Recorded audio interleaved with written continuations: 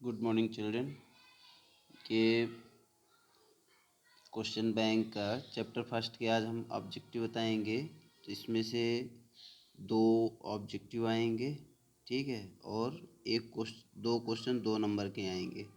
तो हम अभी ऑब्जेक्टिव टाइप बता रहे हैं, इसको आप लोग याद कर लीजिएगा, ठीक है।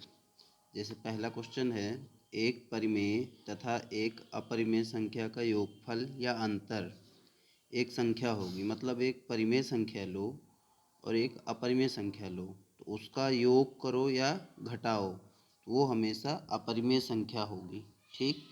एक परिमेय और अपरिमेय का योग और अंतर हमेशा अपरिमेय।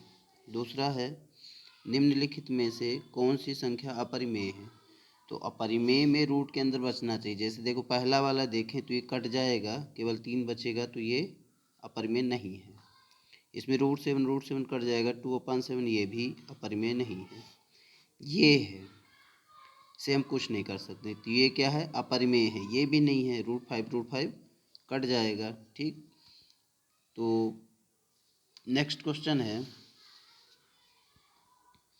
यदि a इज ग्रेटर देन 0 एक वास्तविक संख्या है और p और q परिमेय संख्याएं हैं, तब निम्न में से कौन सा सत्य है।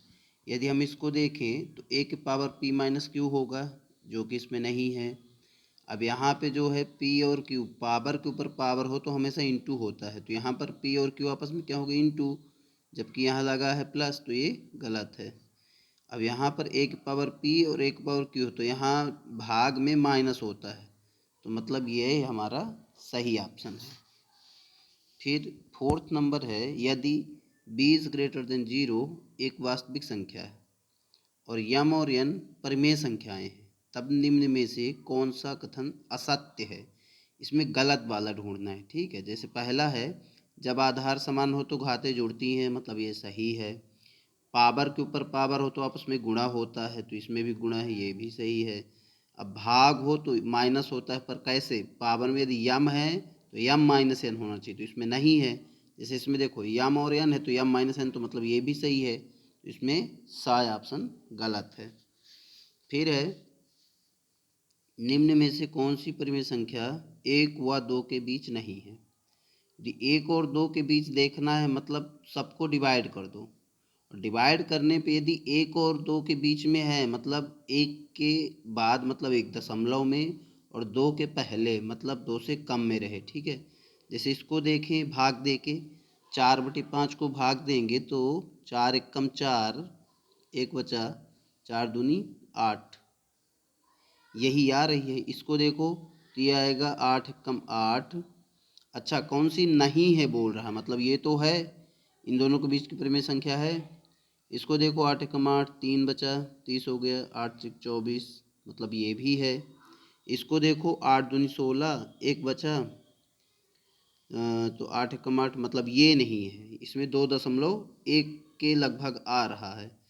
और इसको देखोगे तो 8 एकम 8, मतलब ये तीनों संख्याएं जो हैं 1 और 2 के बीच में हैं, तो कौन सी नहीं है, 17/8 नहीं है, ठीक। फिर है, सभी परिमेय एवं अपरिमेय संख्याओं को एक साथ लेने पर, देखो अभी यहाँ पर परिमेय और अपरिमेय दोनों का संग्रह पूछ रहा है, तो परिमेय और अपरिमेय को जब एक साथ लेंगे तो वास्तविक संख्याओं का संग्रह प्राप्त होगा। किसका, वास्तविक संख्याओं का संग्रह। फिर है, संख्या r को परिमेय संख्या कहा जाता है यदि इसे p/q के रूप में लिखा जा सकता है, जहाँ p व q क्या हो, पूर्णांक हो। तो यहाँ पर p और q क्या है, पूर्णांक हैं। फिर यदि r परिमेय संख्या है और s अपरिमेय संख्या है, तब r प्लस एस और r माइनस एस। अभी एक क्वेश्चन आया था, इसमें यहाँ देखें, परिमेय और अपरिमेय संख्याओं का योगफल या अंतर का एक संख्या होती है, अपरिमेय संख्या होती है, तो सेम वही क्वेश्चन है। एक परिमेय संख्या हो गई, r को परिमेय संख्या मान लिया है, s को अपरिमेय मान लिया, तो उसका योग और अंतर क्या होगा, अपरिमेय संख्या होगी, ठीक। तो ये क्या होगी,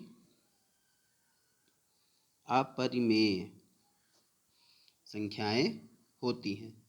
फिर एक अपरिमेय संख्या का दशमलव प्रसार क्या होगा, अनवसानी अनावर्ती, मतलब ना तो वो दशमलव के बाद पूरा कटेगा और ना ही रिपीट होगा, अनवसानी अनावर्ती होगी। फिर है एक परिमेय संख्या का दशमलव प्रसार किस प्रकार का होता है। तो परिमेय संख्या या तो दशमलव के बाद पूरा पूरा कट जाएगी, और यदि पूरा पूरा नहीं कटती है तो कुछ डिजिट बाद रिपीट होगी, इसका मतलब शांत होगा। शांत का मतलब दशमलव के बाद कट जाए, या अनवसानी आवर्ती हो। आवर्ती मतलब कोई डिजिट या अंक रिपीट हो। ठीक, तो इसका आंसर होगा शांत या अनवसानी आवर्ती।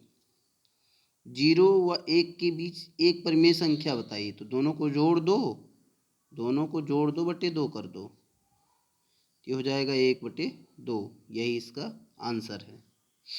फिर है क्या 3.14267 एक परिमेय संख्या है। हाँ है। क्यों है? क्योंकि ये शांत है, दशमलव के बाद पूरा पूरा कट गया है। अब है 6√5 को 2√5 से गुणा करके मान लिखिए। तो जब हम इसको गुणा करेंगे तो देखिए यहाँ पे 6√5 को गुणा करेंगे 2√5 में, तो बाहर का बाहर से गुणा होगा, 6 का 2 से और 5 का 5 से, तो यहाँ पर 6 दूनी 12 हो जाएगा और ये रूट 5 बसाएगा। क्यों? जोड़ा बन गया, तो 12 पंचे 60, तो इसका आंसर क्या होगा? 60 होगा। कैसे आया ये देख सकते हैं, है ना। रूट 5 हम 25 कर सकते हैं, 25 का स्क्वायर रूट 5 होता है, वर्गमूल, है ना। अब इसका है 2√2 प्लस 5√3 और 2 माइनस 3√3 का योग क्या होगा। तो ये यहाँ देखो, ये जोड़ना है ना, इसको इस वाले को जोड़ना है। तो यहाँ पे जब हम जोड़ेंगे 2√2 में एक अंडर रूट जुड़ेगा तो 3√2 आएगा। 5√3 में यहाँ -3√3 लिखा है, तो 5 में से 3 घट गया तो 2√3, ये आएगा इसका आंसर। 3√2 प्लस 2√3। ठीक है। और ऑब्जेक्टिव है, हाँ एक शब्द वाले देख लेते हैं। तो इसमें पहला क्वेश्चन है सत्य असत्य का।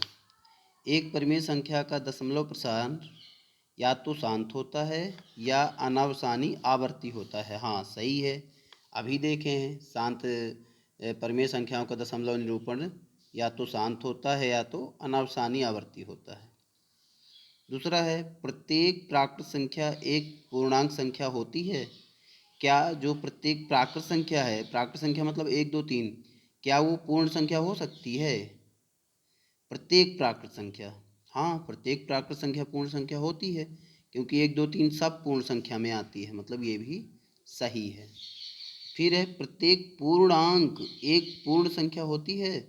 प्रत्येक पूर्णांक, पूर्णांक का मतलब क्या होता है? पूर्णांक का मतलब होता है जिसमें धनात्मक संख्याएं भी होती हैं और ऋणात्मक संख्याएं भी होती हैं। तो ये गलत है, क्योंकि पूर्णांक में ऋणात्मक भी आती हैं, जो कि पूर्ण संख्या नहीं होती। पूर्ण संख्या 0 1 2 3 होती है, इसलिए ये अपना गलत है। ठीक। फिर है प्रत्येक पूर्ण संख्या एक परिमेय संख्या होती है। प्रत्येक पूर्ण संख्या एक परिमेय संख्या होती है। हाँ होती है। क्यों? क्योंकि सारी पूर्ण संख्या, 0 को हम 0/1 लिख सकते हैं, 2 को 2/1, 3 को 3/1, मतलब हम इसे p/q के रूप में लिख सकते हैं। और जिन संख्याओं को हम p/q के रूप में लिख सकते हैं वो सब परिमेय होती हैं। तो मतलब प्रत्येक पूर्ण संख्या एक परिमेय संख्या होती है। सही है। प्रत्येक परिमेय संख्या एक पूर्ण संख्या होती है? नहीं। कैसे? परिमेय संख्या तो 3/4 भी होती है, लेकिन क्या ये पूर्ण है? ये पूर्ण संख्या इसलिए नहीं है क्योंकि ये दशमलव में आएगा। क्या ये दशमलव में आएगा? जबकि पूर्ण संख्या दशमलव में नहीं होती, 0 1 2 3 4 ऐसे में होती है, इसलिए ये भी गलत है। ठीक है। तो ये पार्ट 1 के ऑब्जेक्टिव है। तो पहले हम सभी चैप्टर के ऑब्जेक्टिव कराएंगे। तो ये पार्ट 1 का ऑब्जेक्टिव है। ठीक है। तो सब्सक्राइब करिए और लाइक करिए।